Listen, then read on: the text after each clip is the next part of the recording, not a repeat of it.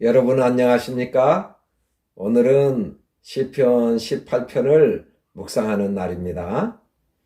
시편 18편은 50절로 되어 있는 긴 내용이라 오늘 저는 1절부터 24절까지만 묵상하였습니다. 1절은 나의 힘이 되시며 그래서 사랑한 하나님이시죠.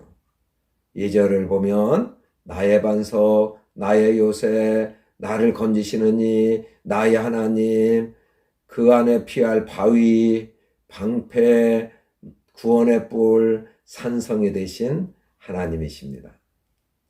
3절에서 보면 원수들에게 구원을 얻게 하실 하나님이시고, 그래서 4절에서 5절에처럼 사망의 줄이 나를 얽고 불의의 창수가 나를 두렵게 해도 찬송받으실 여호와를 신뢰하고 그분께 아뢰 수 있는 하나님이시죠.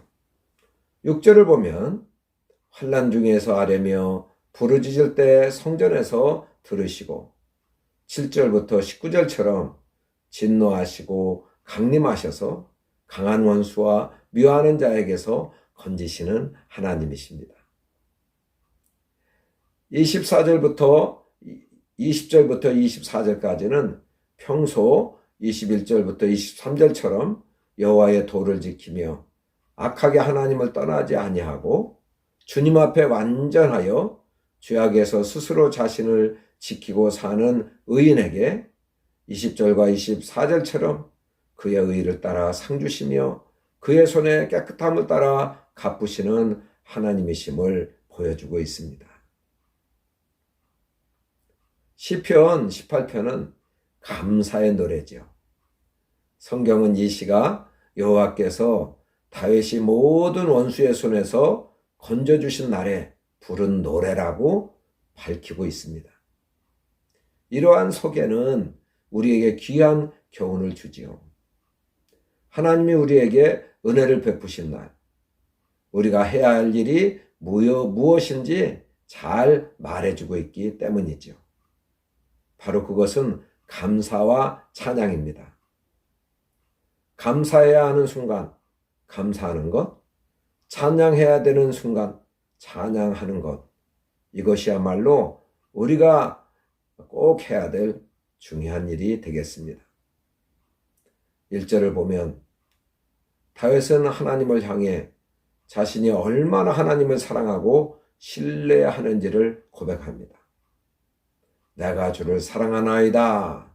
입을 연 다윗은 2절에서 하나님을 다양한 표현으로 부르며 하나님께 대한 깊은 신뢰감을 나타내고 있습니다. 또한 이런 단어들 앞에는 나의라는 소유격을 반복하고 있는데 이는 다윗이 하나님과 개인적이고 친밀한 그 관계, 소중한 존재로 하나님을 여기고 있음을 뜻하고 하나님과 다윗과는 각별한 사이인 것을 분명하게 보여주고 있습니다. 다윗이 하나님의 호칭으로 사용한 반석, 요새, 건지시느니, 피할 바위, 방패, 구원의 뿔, 산성 같은 단어들은 모두 구원과 연관이 되어 있습니다. 특히 전쟁터에서 위험한 순간에 처한 용사를 적군으로부터 안전하게 보호해 줄 수 있는 장치와 장소의 목적으로 구성되어 있습니다.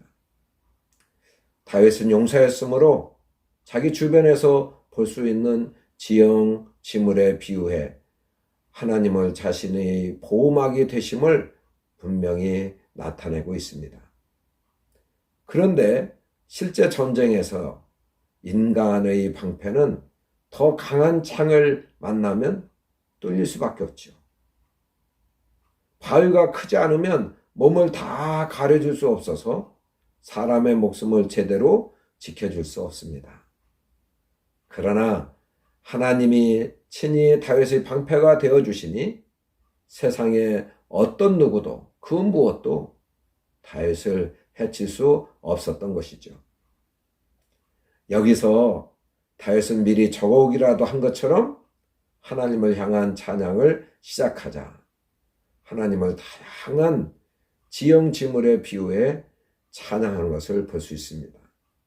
자신이 경험했던 하나님의 은혜와 놀라운 역사들이 하나하나 생각났기 때문이죠. 3절을 보면 다윗이 찬송을 받으실 여호와라고 불렀습니다. 그것은 하나님으로부터 아직 구원의 응답을 받지 않았을 때조차도 하나님께서 구원해 주실 것을 확신하고 있었음을 나타내고 있습니다.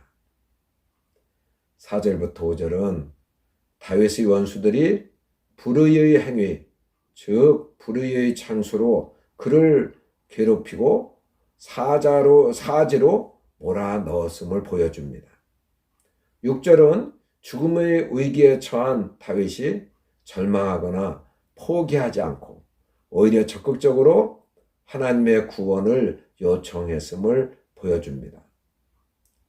6절처럼 하나님은 성전에서 들으시고 7절에서 19절처럼 행동하셨는데 진노하시고 친히 강림하셔서 강한 원수와 미워하는 자에게서 건져내시는 것을 볼 수 있습니다. 왜 다윗의 기도를 들으시고 진노하시고 친히 강림하셔서 적극적으로 다윗을 건져내시는가 하면 평소 21절부터 23절처럼 여호와의 도를 지키며 악하게 하나님을 떠나지 아니하고 주님 앞에 완전하여 죄악에서 스스로 자신을 지키고 살았기 때문이죠. 다시 말하면 하나님을 의지하고 신뢰하며 살았다는 얘기예요. 그래서 20절과 24절처럼 자기의 의를 따라 상 주시며 자기의 손의 깨끗함을 따라 갚으셨다는 것을 알 수 있습니다. 다윗의 시편을 읽을 때마다 새삼 느끼는 것은 다윗이 하나님을 체험했던 사람이라는 사실이죠. 그는 하나님께 대해 할 말이 많은 사람이에요. 그래서 그의 찬양은 언제나 풍성한 것을 볼 수 있습니다.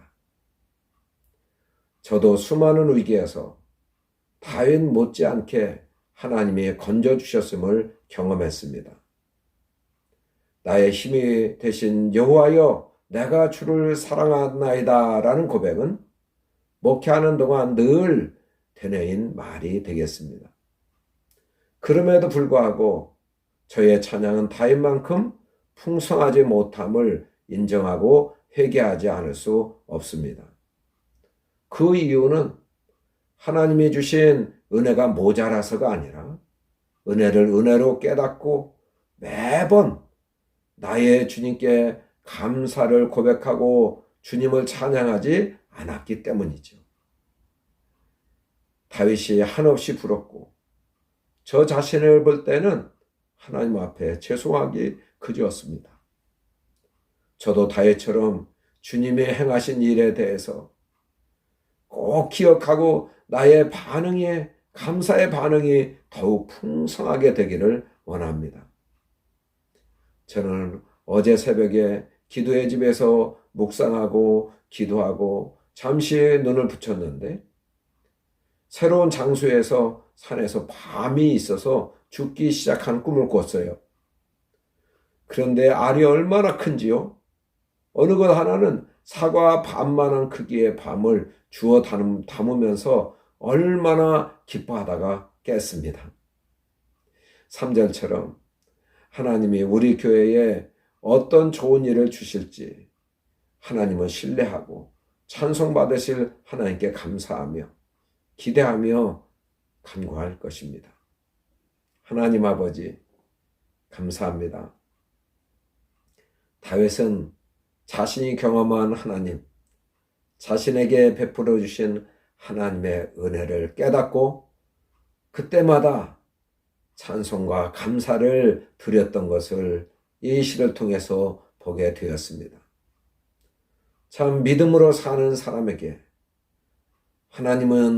하나님께서 하나님께 기도를 드릴 때 하나님은 친히 하늘에서 강림하셔서 적군에 대해서 진노하시고 또 믿음으로 사는 사람들을 건져내시는 하나님이신 것을 분명히 알게 해주신 것 감사합니다. 아버지여, 미련하게 보인다 할지라도 계속 하나님을 의지하며 하나님께 도움을 구하며 은혜를 구하며 살게 하여 주십시오. 하나님께서 행동하시고 하나님께서 나를 위해서 행하신 모든 일을 기억하게 하여 주십시오. 그 일을 깨닫고 기억할 뿐만 아니라 그때마다 감사하고 찬양할 수 있게 하여 주십시오. 그래서 저도 우리 교우분들도 하나님을 찬양하는 것이 풍성할 수 있도록 은혜를 내려 주십시오. 예수님 이름으로 기도합니다. 아멘.